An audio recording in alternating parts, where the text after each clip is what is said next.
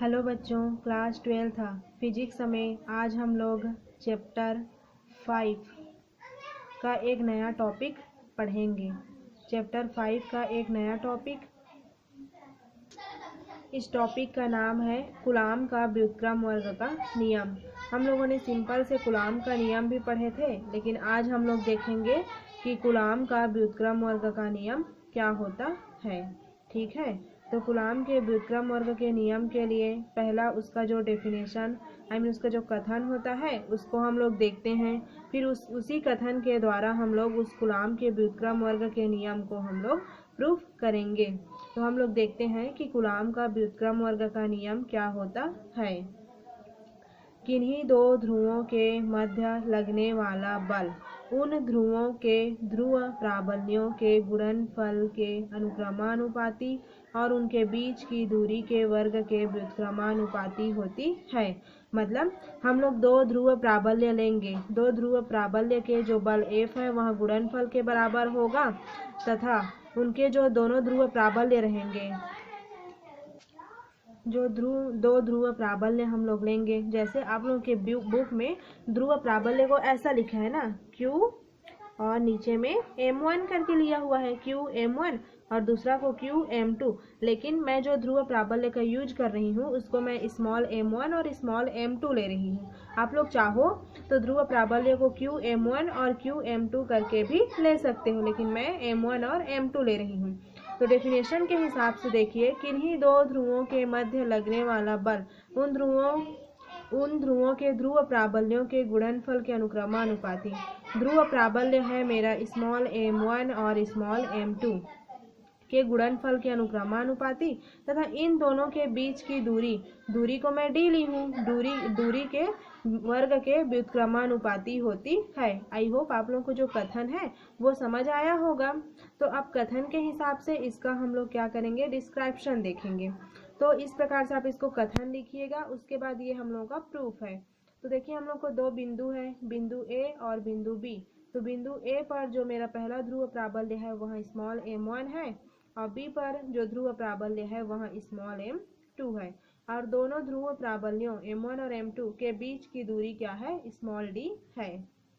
तब यहाँ पे लिखिएगा कूलाम के नियम से। इसमें बोला गया है कि बल उन ध्रुवों के ध्रुव प्राबल्यों के गुणनफल के अनुक्रमानुपाती। तो ध्रुव प्राबल्य m1 और m2 के अनुक्रमानुपाती हुआ ना। F है मेरा जो बल F के अनुक्रमानुपाती होता है कौन कौन, m1 और m2। ठीक है, दो ध्रुव प्राबल्यों के गुणनफल के अनुक्रमानुपाती होती है तथा उनके बीच की दूरी के जो मेरा बल है इन दोनों ध्रुव प्राबल्यों के बीच की दूरी d के व्युत्क्रमानुपाती होता है। इस प्रकार से डेफिनेशन के हिसाब से हम लोगों का आ गया F अनुक्रमानुपाती m1 m2 तथा दूसरा इक्वेशन मेरा F अनुक्रमानुपाती 1/d का स्क्वायर। अब देखिए समीकरण पहला और दूसरा, जो मेरा समीकरण पहला और दूसरा है उसको मैं मिला के कैसे लिखूंगी, इसको देखिए कि मेरा जो इक्वेशन नंबर फर्स्ट और इक्वेशन नंबर सेकेंड है उसको मिला के लिखने पर तो F कॉमन हो जाएगा, अनुक्रमानुपाती भी कॉमन, m1 m2/d का स्क्वायर होगा। तो देखिए इसको आप लोग इस प्रकार से लिख सकते हो। समीकरण पहला और समीकरण दूसरा को मिलाकर लिखने पर जो मेरा इक्वेशन नंबर फर्स्ट है और इक्वेशन नंबर सेकेंड है उन दोनों को मिलाकर लिखने पर तो कैसे लिखेंगे, F अनुक्रमानुपाती m1 m2/d का स्क्वायर हो जाएगा। अब F अनुक्रमानुपाती का सिंबल हटेगा, यहाँ पे इक्वल लगाऊंगी तो हम लोग जानते हैं जब भी अनुक्रमानुपाती का सिंबल हटता है तो एक नियतांक लगता है, उस नियतांक का नाम है K। फिर यहाँ पे मेरा हो गया m1 m2/d का स्क्वायर। यहाँ पे आप लोग लिखिएगा जहाँ के एक नियतांक है, यहाँ पे मैं नहीं लिखी हूँ, ये देखिए जहाँ के एक नियतांक है। ठीक है, मेरा के क्या है, एक नियतांक है। इस प्रकार से जहाँ पे के एक नियतांक है, ये हो गया F = K फिर m1 m2/d का स्क्वायर। ये मेरा इक्वेशन नंबर 3 हो गया। यही हम लोग का क्या है, जो कूलाम का व्युत्क्रम वर्ग का नियम होता है ना, वही है। अब जो कूलाम के व्युत्क्रम वर्ग का नियम हम लोग निकाले हैं उसके लिए हम लोग पहले SI पद्धति देखेंगे, फिर इसी के लिए हम लोग CGS पद्धति में भी देखेंगे। तो पहले CGS पद्धति को हम लोग देख रहे हैं। तो CGS पद्धति में जो k का वैल्यू है यही तो चेंज होगा। CGS पद्धति के लिए k का मान एक बार मैं क्या लेती हूँ 1 रखने पर। CGS पद्धति में k इक्वल टू 1 रखने पर, तो समीकरण नंबर 3 से f का मेरा f हो जाएगा, फिर इक्वल का इक्वल, k का मान क्या है मेरा 1, तो यहाँ पे क्या आ गया मेरा 1 हो जाएगा। तो सिर्फ बचेगा m1 m2 अपॉन d का स्क्वायर। और CGS पद्धति में जो बल का SI मात्रक CGS पद्धति में जो बल का मात्रक होता है वहाँ डाइन होता है, तो यहाँ पे मैं रख दी डाइन। बस आप लोगों को जब CGS पद्धति में बोला जाएगा तो k इक्वल टू 1 रख दीजिएगा, फिर ये वाला प्राप्त होगा। अब SI पद्धति में क्या होता है, जो मेरा k का मान होता है वह होता है म्यू अपॉन 4 पाई। ठीक है, अब लोग म्यू नोट करके भी ले सकते हो, मैं सिर्फ म्यू करके ली हूँ, k equal to mu upon 4 pi. तो जो मेरा k का वैल्यू है, इस वैल्यू को मैं फिर से इक्वेशन नंबर 3 में रखूंगी। देखिए समीकरण नंबर 3 में, तो f इक्वल टू हो जाएगा k के जगह में वैल्यू और ये सब्जियों का त्यों।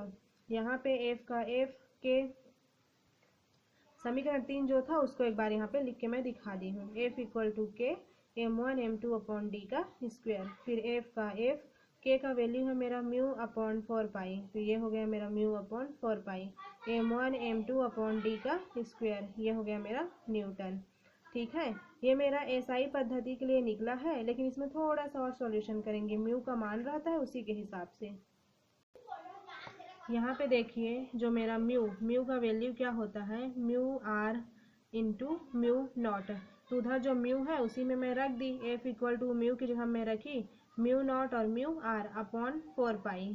ठीक है, फिर m1 m2 अपॉन d का स्क्वायर, फिर f का f।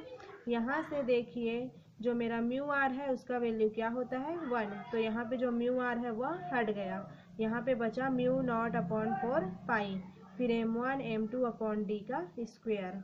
अब देखिए जो मेरा म्यू नॉट का वैल्यू होता है वह क्या होता है 4 पाई क्रॉस 10 टू द पावर -7। तो म्यू नॉट यहाँ पे है, उसकी जगह पे मैं इसको पुट कर दी, फिर अपॉन 4 पाई का 4 पाई, ये मेरा m1 m2 अपॉन d का स्क्वायर हो गया। f का f 4 पाई कट गया, 10 टू द पावर -7 बचा, फिर यहाँ पे m1 m2 अपॉन d का स्क्वायर। ये मेरा क्या है, जो मेरे को SI पद्धति में जो कूलाम का व्युत्क्रम वर्ग का नियम निकालना था वही है। हम लोग का कूलाम का व्युत्क्रम वर्ग का नियम भी हो गया, उसका कथन और उसका प्रूफ भी हो गया। आई होप आप लोगों को जो उसका कथन था वह भी समझ आया होगा, SI में पद्धति देखे वो भी, और CGS में देखे वह भी समझ आया होगा। अब इसी से संबंधित एक नया पॉइंट होता है एकांक ध्रुव। ठीक है, तो एकांक ध्रुव का डेफिनेशन जब इसका सॉल्यूशन निकलता है उसके बाद बनता है। तो पहले मैं एकांक ध्रुव का सॉल्यूशन बताती हूँ, इस सॉल्यूशन के हिसाब से ही जो मेरा एकांक ध्रुव का डेफिनेशन होता है उसको बताऊंगी। तो इसके लिए आप लोगों को देखिए, क्योंकि हम लोग इस इक्वेशन में इसको रख के बनाएंगे, इक्वेशन नंबर 4 में रख के हम लोग जो एकांक ध्रुव है उसको सॉल्व करेंगे। तो उसके लिए देखिए कि f इक्वल टू क्या होता है 10 टू द पावर -7। इसको ये सब चीज हम लोग मान के चल रहे हैं, तो यहाँ पे आप लोग लिख दीजिएगा माना करके।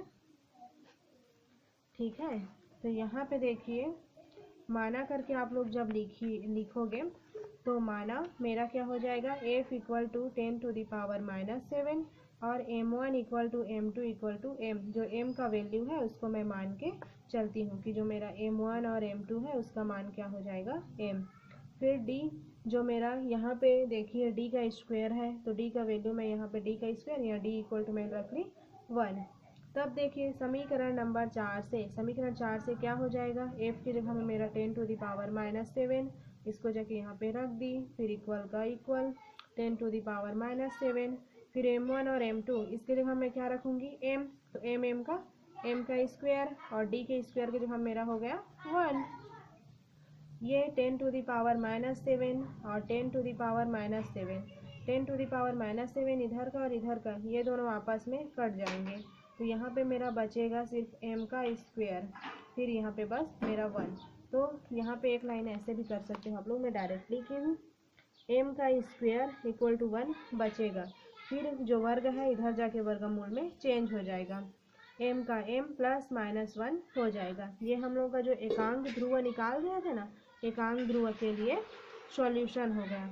तो जो यहाँ पे हम लोग लिए थे कि हम लोगों ने बल को F equal to 10 to the power -7, m1 m2 equal to m और d इक्वल टू 1, उसी का डेफिनेशन बना के यहाँ पे लिखा गया है। इसको देखिए, एकांक ध्रुव वह ध्रुव है जो वायु या निर्वात में 1 मीटर की दूरी पर, d का मान में 1 ली थी ना, इसलिए यहाँ पे लिखा है 1 मीटर की दूरी पर स्थित समरूप ध्रुव का 10 टू द पावर -7 न्यूटन के बल, जो बल F था उसको मैं 10 टू द पावर -7 ली थी, इसलिए 10 टू द पावर -7 न्यूटन के बल से प्रतिकर्षित करता है।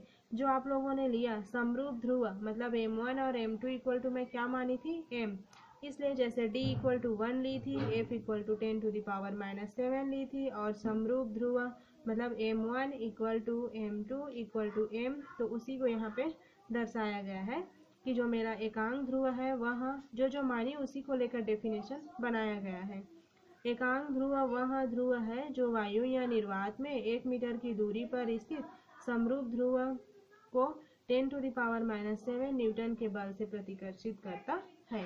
आई होप आप लोगों को जो कूलाम का नियम था वह और एकांक ध्रुव जो मैं अभी बताई समझ आया होगा। तो आज के वीडियो में इतना ही रखते हैं। Thank you.